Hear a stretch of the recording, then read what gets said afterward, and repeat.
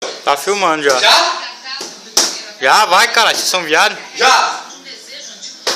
Vamos lá, vamos lá! Ídolo que morreu em Paris na década de 70 com apenas 27 anos, depois de abusar de drogas e do álcool, como tantas estrelas da música mundial. Salve, Jim Morrison. Tá pra não quebrar só a televisão, tá? E nem o vidro ali. Tá curtindo os famosos? Então, ó, fica ligado. Quebrar um dente pode. Eu vou pro intervalo bem rapidinho. Lá que não foi 3 minutos, não. Os famosos já se prepara que tem muito bafão. Sai daí.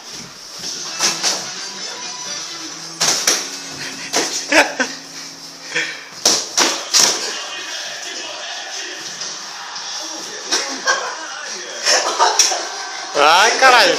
Parou não, vai dar. Mandou, filho! Você tá cara de dar o cu!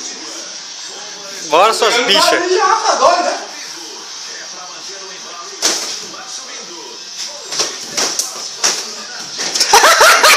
Filho da puta!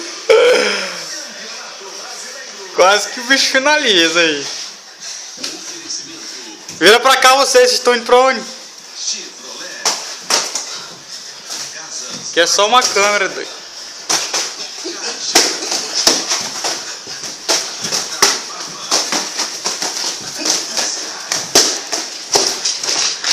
Vocês têm que sair. O juiz para, doido. Vai. Vocês têm que voltar. Vocês têm que voltar a ficar em pé, cara. Ixi! Tá coçando o cu por quê, bicho? Filho da puta, meu cu, isso essa guitarra! Vai logo, caralho. Vai logo, tá passando tempo aqui.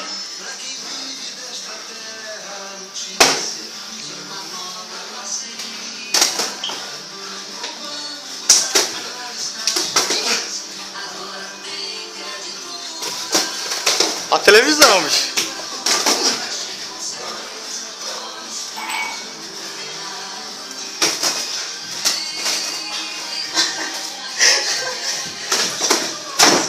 A televisão, bicho, pelo amor de Deus.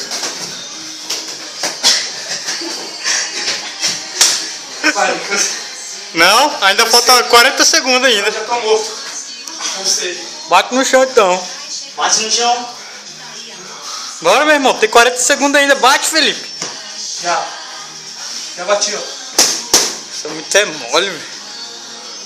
Cansei, tá doido.